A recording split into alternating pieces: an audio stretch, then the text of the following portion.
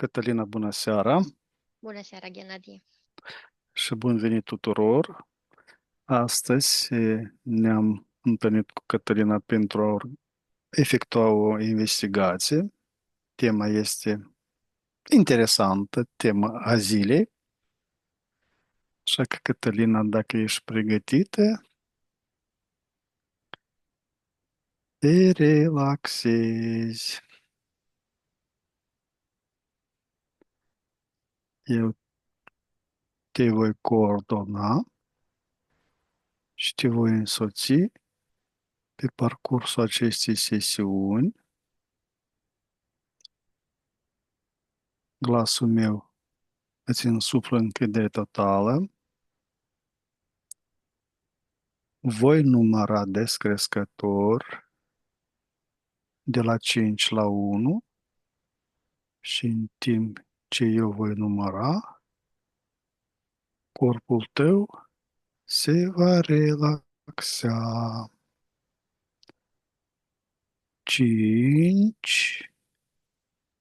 Simți cum corpul tău începe să se relaxeze din ce în ce mai mult. Cu fiecare respirația ta,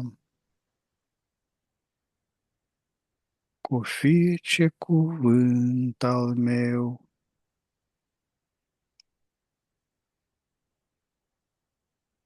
4. Simți o stare plăcută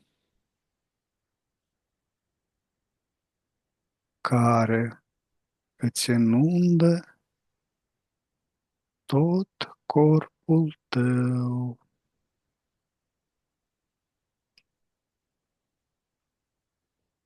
3. Împreună cu relaxarea,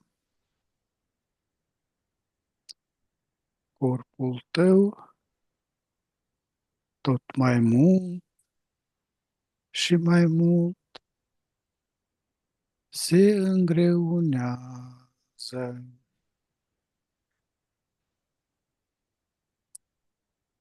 2.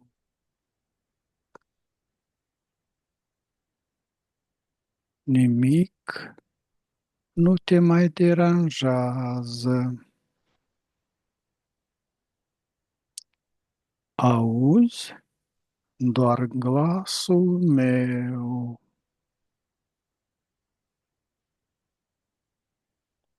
Și 1. Ești detașată total.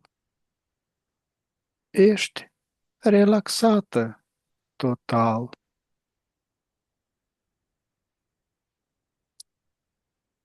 Număr de la 1 la 3, iar la 3 ne deconectăm de la conștiința colectivă. 1, 2, 3. La 3 ne întâlnim în spațiu hipnotic. 1, 2, 3. Cum găsești spațiu? E un spațiu aparent liniștit. Am așa senzația că suntem pe un teren pentru un meci de tenis și în jurul nostru sunt o mulțime de spectatori cumva care așteaptă schimbul de mingi. Nu simt că sunt ceva interferențe, doar ca și senzație. Cătălina, la 3 ne ridicăm frecvențele și vibrațiile și nivelul energetic până la maxima posibilă pentru noi. 1, 2, 3. Și la 3 ne ridicăm într-un spațiu mult mai înalt. 1, 2, 3.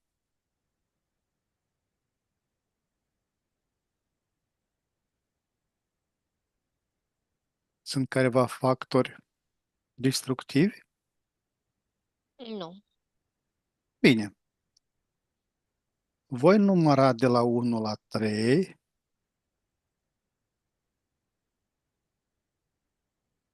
și la 3 meu vei fi în dimineața aceasta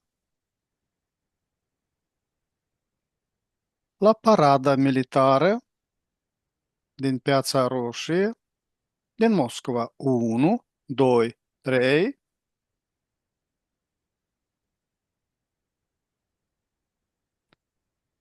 Ce imagini îți apar prima dată legat de Uh, această zi și de acest loc? deci aveam o imagine ca un dute vino. Deși ca primă imagine am avut un fel de marș pe care îl vizualizam venind spre mine, așa îl percepeam, imediat a fost imaginea și invers, parcă parada era în dublu sens, înspre mine și dinspre mine. Așa era vizualizarea.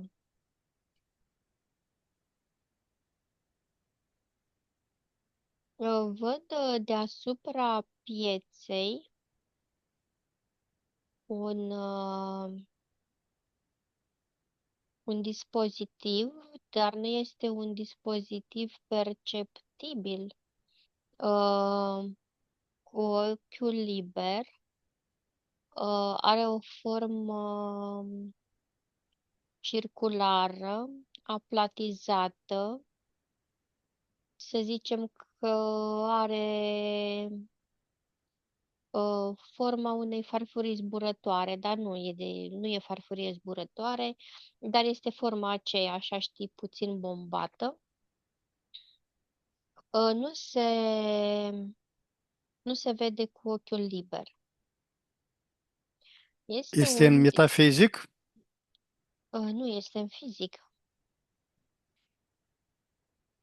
Este în fizic, dar nu este detectabilă cu ochiul fizic.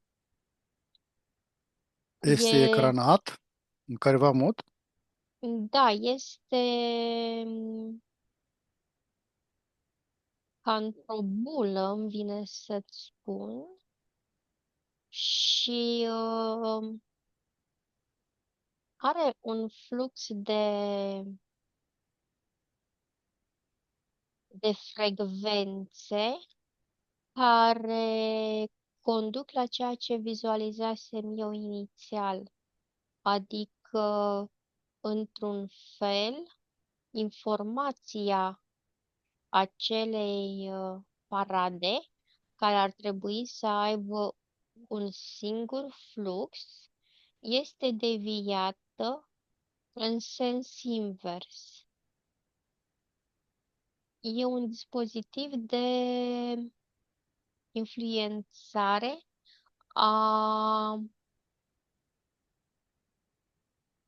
modalității în care se percepe informația legată de această paradă.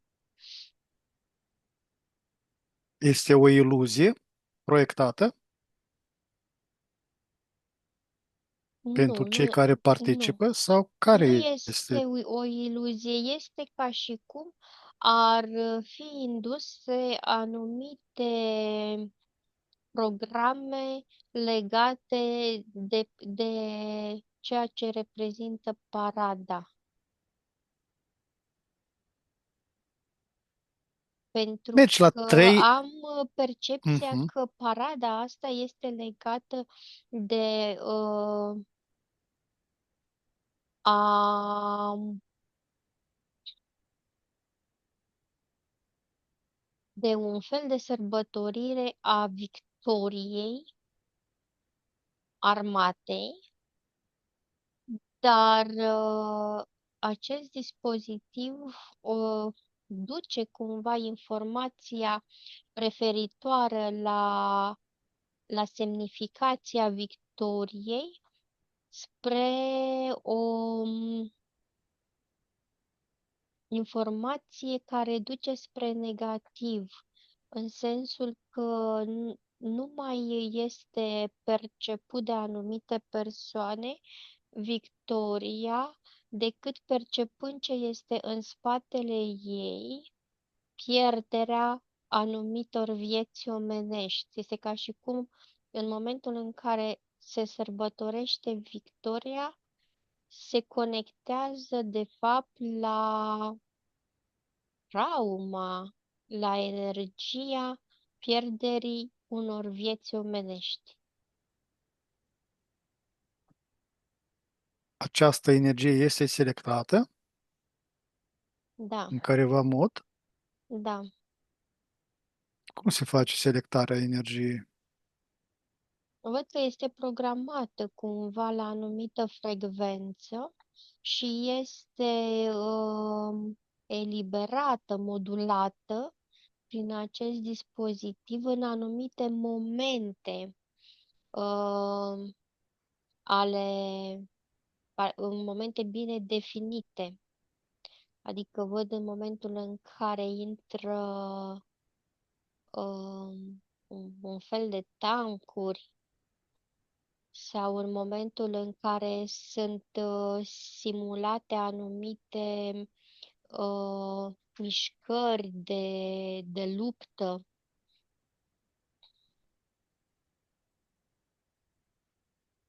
Cătălina, la 3 examinezi tribunele unde se află oaspeții invitați și îmi spui, sunt persoanele adevărate sau sunt dublurile lor? La 3. 1, 2, 3. În mare parte sunt persoane adevărate. Persoanele adevărate sunt cele care au niște funcții care nu sunt atât de mari, Importante, da? de importante, da. Am senzația că două persoane nu sunt cele reale și sunt cele care au cele mai multe decorațiuni. Mhm. Cătălina, președintele Putin este prezent aici? Nu, îl văd că urmărește această paradă de pe un ecran. Președintele Chinei? Nu, Sunt doar dublurile lor, da? da. Nu se riscă prezența lor fizică într-un spațiu atât de deschis, de vulnerabil, mai ales pentru că reprezintă ceea ce reprezintă. Cătălina, de ce cauză se numește această piață Piața Roșie? La 3 îți vine răspunsul. 1, 2, 3.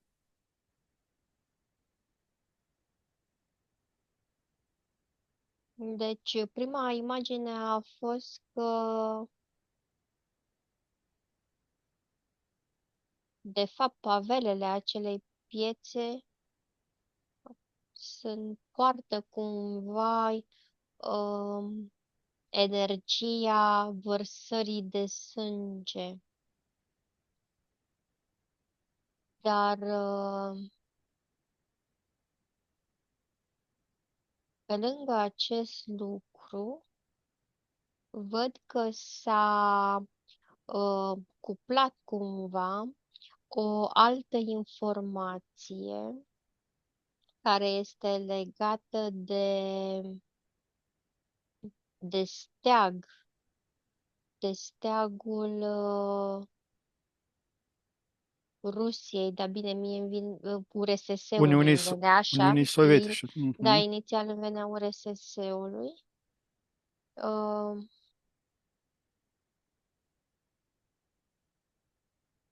și e ca o bulină, ca o Mhm. bulină imensă care adună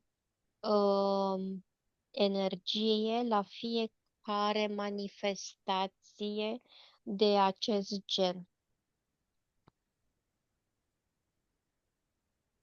Cătălina, la 3, îmi spui din ce cauză a fost plasat în această piață mauzoleul lui Lenin. 1, 2, 3.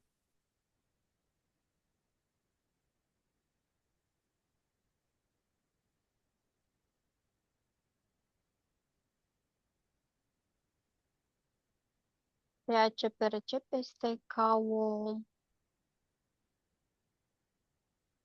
colectă de informație și de energie.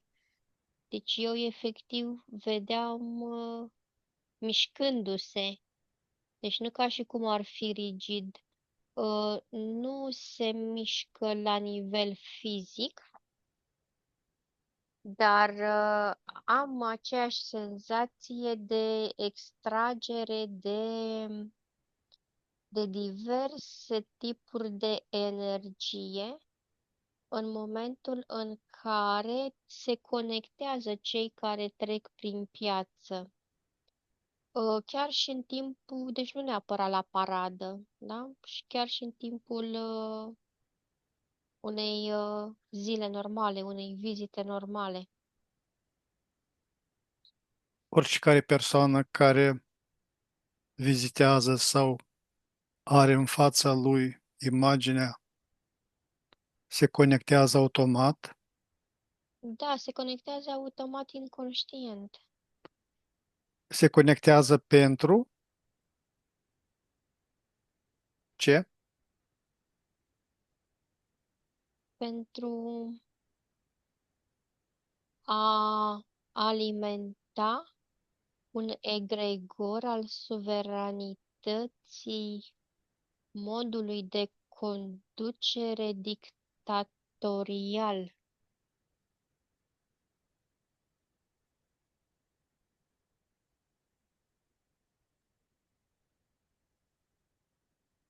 Sunt careva efectuate, este careva ritual magic la această paradă militară? Scenariul este un ritual?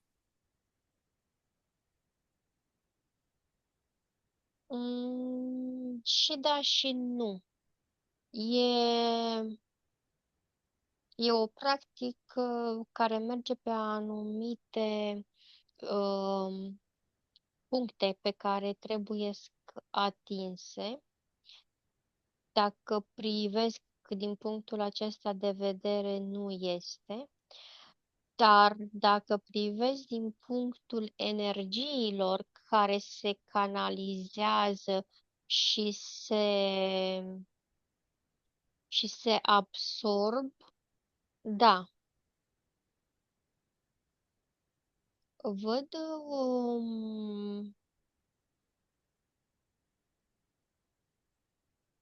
o anumită punere în scenă a modalității în care se transmite în mass media ceea ce se întâmplă în momentul în care se desfășoară parada. Adică sunt foarte bine determinate uh, punctele și momentele care sunt difuzate uh, prin televiziuni. Ce se emană prin mass media? Putere, Putere. forță, uh, senzația de invincibilitate, Mhm. senzația de atotputernic. Este adevărat ceea ce se translează? Sau este o iluzie insuflată? Este adevărat, dar este potențat. Potențat să pară mai puternic, mai decât este în realitate. Care este procentul de potențare? 70%. Se potențează, da? Da. Care este mesajul transmis prin această paradă din perspectiva celor care o organizează? Victoria este întotdeauna a celor mai puternici. Și ei sunt cei mai puternici. Asta este mesajul transmis, da? Da. Din care considerente sunt invitați oaspeți la această manifestare, această paradă?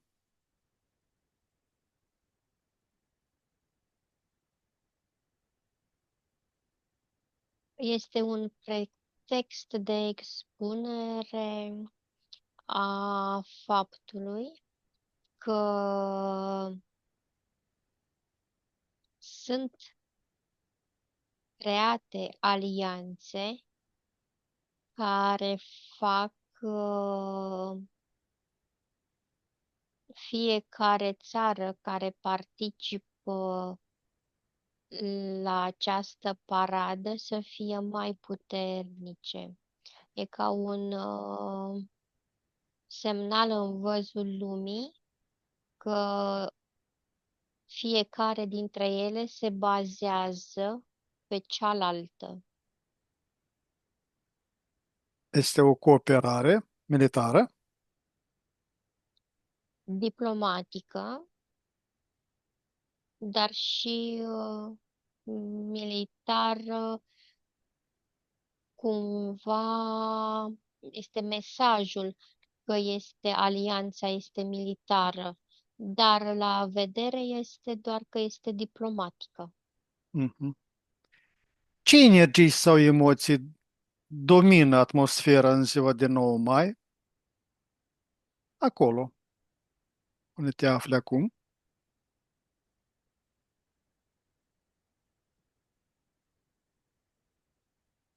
Ce am senzația că sunt mai multe paliere pe care uh, se acumulează diverse uh, feluri de emoții.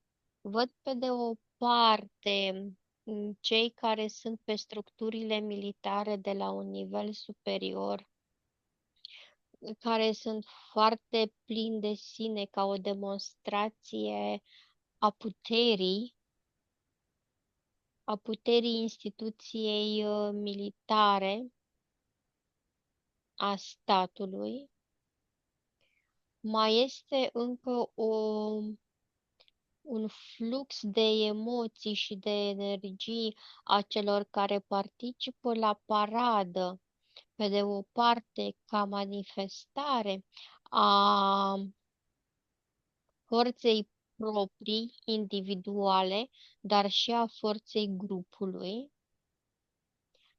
și mai percep încă o suită de emoții care sunt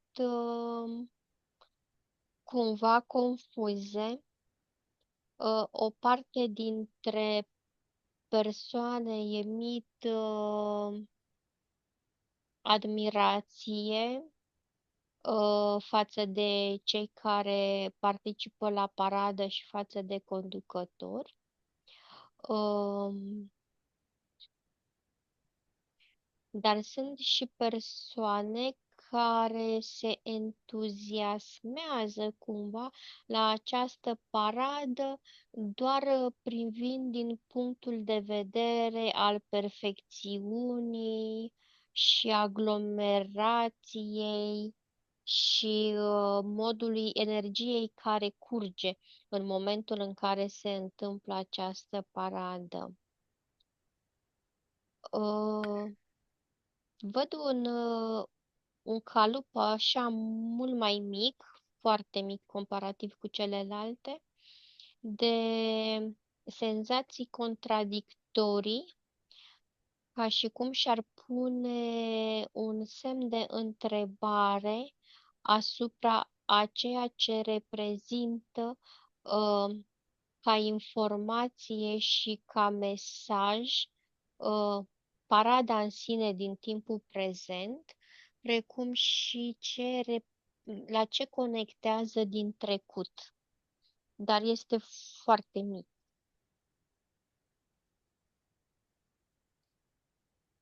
Ce simboluri îți atrag atenția în timpul paradei și ce crezi că reprezintă ele?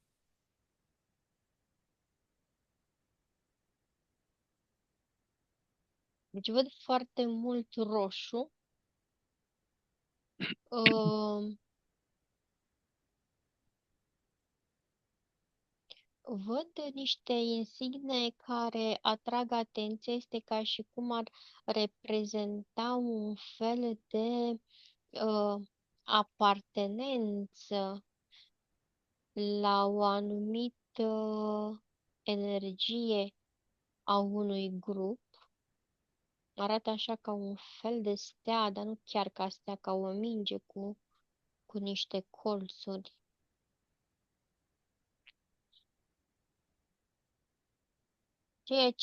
Ceea ce simt eu este că uh,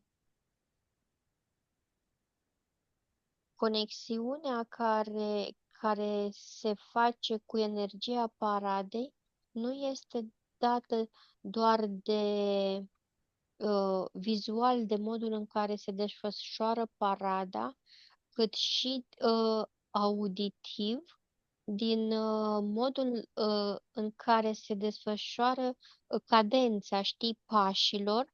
Este ca și cum se emit anumite vibrații la nivelul solului, care, deși nu sunt foarte perceptibile de către spectatori, ele activează un fel de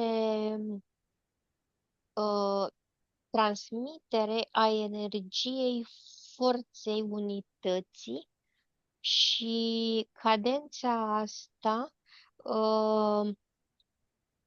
declanșează cumva la nivel de percepție părți din anumite amintiri, le-aș spune, din structura corpului fizic, care duce apoi la activări din structura câmpului energetic.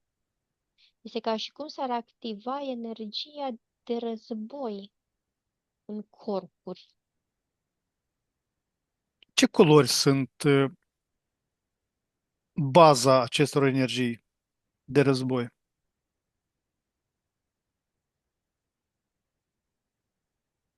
E o combinație de roșu care duce înspre un roșu murdar, închis, ca un grenat și un fel de energie de o culoare metalică, argintiu metalică, ca de antracit, de cărbune lucios. Mhm. Fâșiile negru, cafeniu, le vezi? E antracitul ăsta lucios pe care Mhm, îl mhm. vedeam. Ăsta e simbolul, da? Mhm.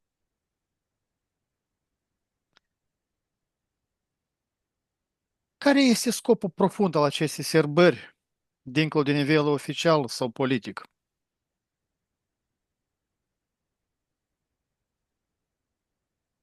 Să nu se uite forța, să nu se, e ca o readucere aminte a, a unei, a unui eveniment care a închis anumite,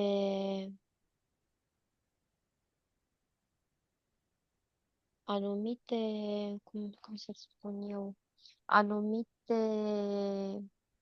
nu alianțe, anumite forțe care erau într-o anumită, să zic așa, ca într-un anumit echilibru sau într-o anumită determinată structură,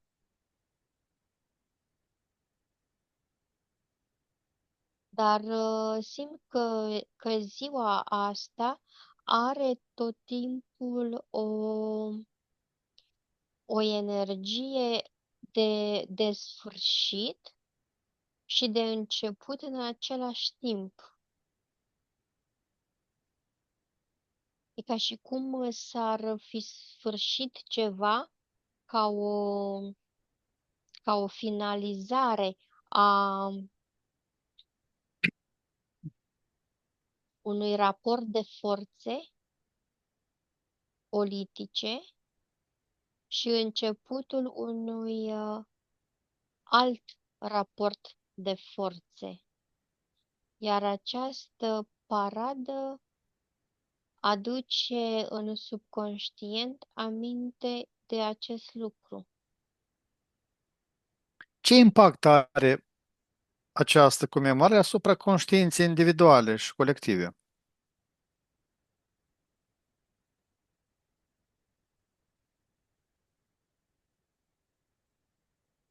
Colectiv este ca o masă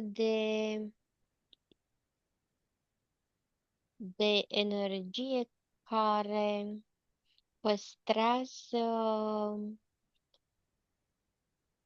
o importanță puțin forțată a capacității de victorie, în sensul că este legată de celebrarea unei victorii care vede cumva persoana care obține victoria ca pe ceva foarte important.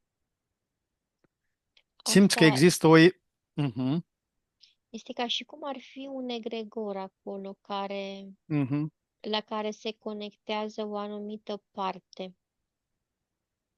Simți că există o influență ascunsă sau nevăzută care soțește acest eveniment?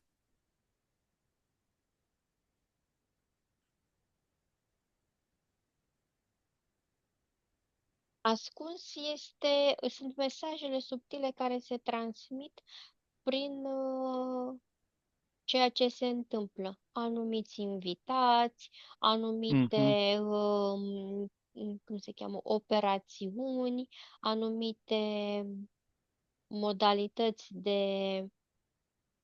afișare a ceea ce se întâmplă, dar nu este adică să fie percepute la nivel de ochi de rând, să zic așa. A fost Vine să, promovat. și Mhm. ce vine să zic că este Da. făcut parada asta doar ca pentru a se emite de fiecare dată în celorlalți care nu sunt participanți la paradă, că puterea este de acolo, forța este acolo.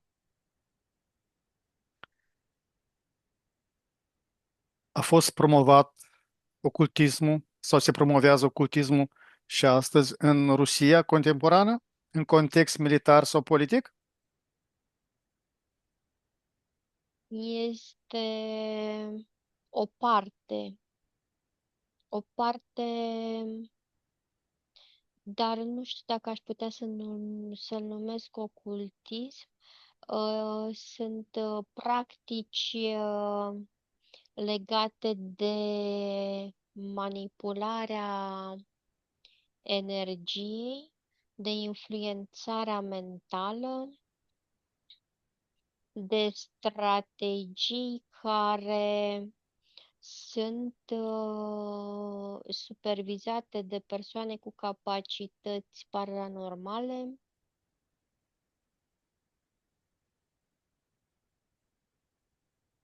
Bine, Cătălina, la 3 te deconectezi de la toate și de la tot. 1, 2, 3.